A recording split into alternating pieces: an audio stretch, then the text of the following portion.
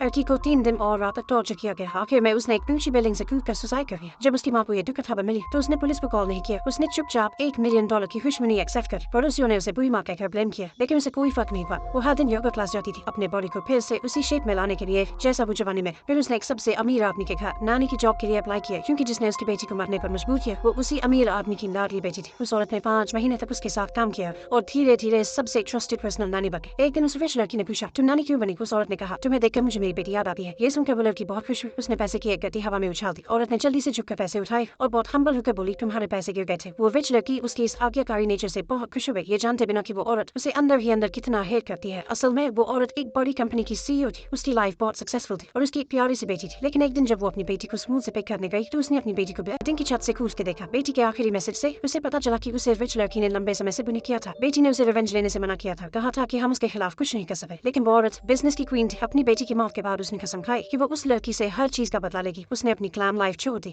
और एक सिंपल नानी बनकर उस रिच लड़की के घर में घुस गई। लेकिन उसका मकसद उसे मारना नहीं था। वो चाहती थी कि वो लड़की मेंटली पूरी तरह टूट जाए। जल्द ही उस औरत का टारगेट उस रिच लड़की के बाप की तरफ शिफ्ट हो गया, क्योंकि वो अरबों का मालिक था। उसकी बीवी मिड एज में मर चुकी थी और असल में उसी का घर पर पूरा कंट्रोल था। उस औरत के दिमाग में था कि अगर वो बाप को हर्ट करेगी तो वो रिच लड़की पूरी तरह टूट जाएगी। लेकिन उसे पता था कि वो आदमी बहुत सी खूबसूरत औरतें देख चुका है, इसलिए इतनी इजीली फंसने वाला नहीं था। इसलिए उसका ध्यान खींचने के लिए उस औरत ने अपने चेहरे पर नकली फ्रेकल्स बना ली, भद्दा चश्मा पहन लिया